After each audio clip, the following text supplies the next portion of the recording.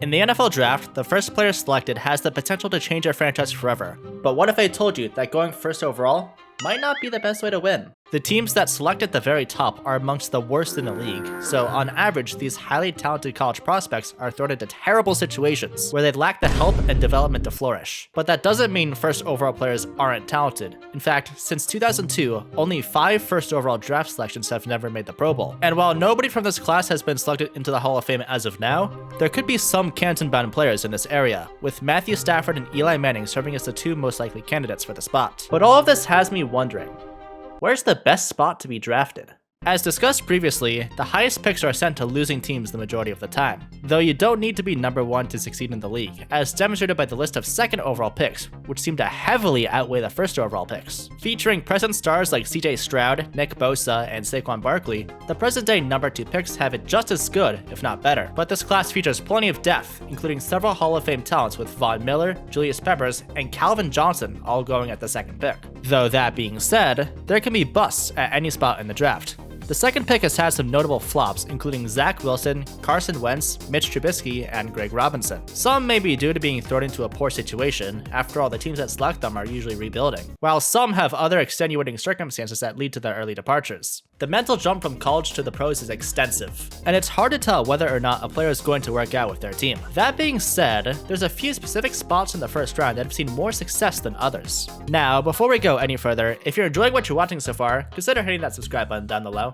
It helps me out a ton. And join my Discord server for community updates if that's your cup of tea. After analyzing every single first round spot in the draft since 2002, which is when the league expanded to 32 teams, I've got a short list of the best spots to be drafted in, with the first of those being pick number 5, near the top of the draft. Just a few years ago in 2021, the Cincinnati Bengals selected Jamar Chase at the spot, who's blossomed into one of the greatest receivers in the present day. But the majority of power in the spot comes on the defensive side of the ball, featuring multiple Super Bowl champions in Devin White and Jalen Ramsey. And let's not forget to add on former Defensive Player of the Year in Khalil Mack, along with stars in the secondary with the likes of Eric Berry, Terrence Newman, and the legendary Sean Taylor. Every single one of these players was taken at the 5th spot in their respective drafts, where teams have an average record of around 5 wins. These are teams that are still near the bottom, but at least have a couple of pieces in place to get things moving. For example, when Jamar Chase was selected, the Bengals had just taken his college teammate in Joe Burrow the year prior, at the number 1 spot. Immediately after taking Chase, the Bengals made the Super Bowl, where they fell to fellow number 1 pick Matthew Stafford,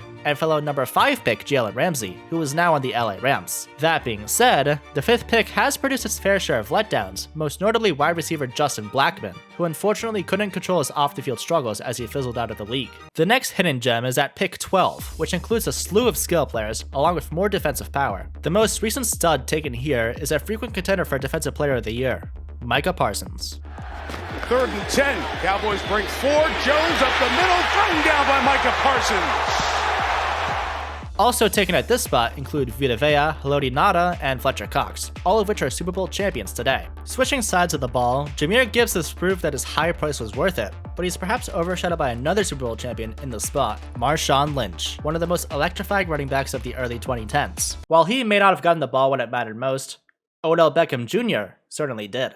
In his rookie year, he made this impossible catch that is possibly the greatest catch of all time. But that's not what I mean when I said mattered most, as he caught a touchdown with, hey, the Los Angeles Rams. The same team with number 5 pick Jalen Ramsey, OBJ would catch a Super Bowl touchdown to help the Rams win the Lombardi. Unfortunately, Odell would tear his ACL in the big game, but the damage he caused was already done. All of these guys were taken near the middle of the first round, where teams average around 7 wins. These teams have solid foundations but are a piece or 2 away from being in playoff contention. Now I should clarify before we move on that teams can trade picks, and as a result, a team that drafts in the top 10 or top 15 might not have the exact record that reflects that pick. That includes the selection of Patrick Mahomes, where the Kansas City Chiefs selected him with the 10th pick, despite originally holding the 27th pick before trading up with Buffalo and had made the playoffs the year prior. Speaking of the 10th pick, Mahomes wasn't the only stud drafted here. Big names like Todd Gurley, Stephon Gilmore, and Terrell Suggs were all drafted with the 10th pick. But for every Mahomes you draft, there are several busts that surround them. The 10th pick has seen several QB busts, including Josh Rosen, Blaine Gabbert, and Matt Leinart. Oof.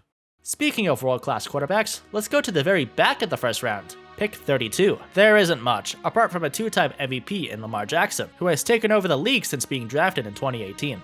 The spot is usually where the defending Super Bowl champions pick, but in the case of Lamar, the Ravens traded up in order to select their new quarterback. Apart from that, there hasn't been much value in the picks by the champs. Most already have complete teams, so these players usually have to work into a starting role, rather than being thrust right into one. With that said, the 27th pick has produced a pair of all-pro wide receivers in recent years, with DeAndre Hopkins and Roddy White being selected by their teams in the spot. And with a pair of defensive studs in Byron Jones and Tre'Davious White, the 27th pick has produced some stars who could reach Canton given enough time. The 27th pick is awarded to a team who lost in last year's divisional round, where teams are contenders but maybe could use a bit more firepower to reach the Super Bowl. These players are often drafted into good situations, but competition amongst the roster is higher up here. And finally, the best spot to be drafted, if you're a prospect who can't quite make it to the top of the draft.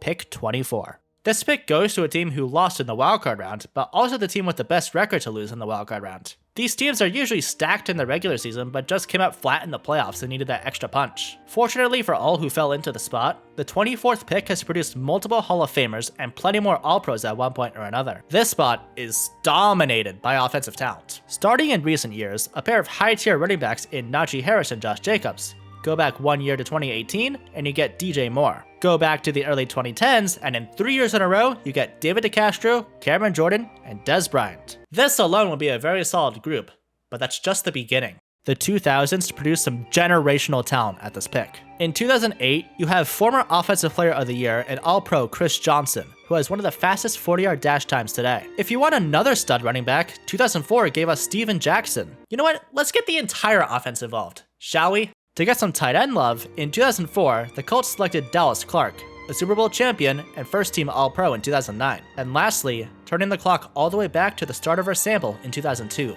the Baltimore Ravens selected Ed Reed with their 24th pick. He's now a Hall of Famer and helped lead the Ravens to their win in Super Bowl 47. The 24th pick has had half of its selections make at least one Pro Bowl since 2002, and has far and away produced the best players outside of the top 5 picks. And who knows where it can go from here. Whoops, my bad. I missed one. The 24th selection in the 2005 NFL Draft, the Green Bay Packers select Aaron Rodgers, quarterback from California.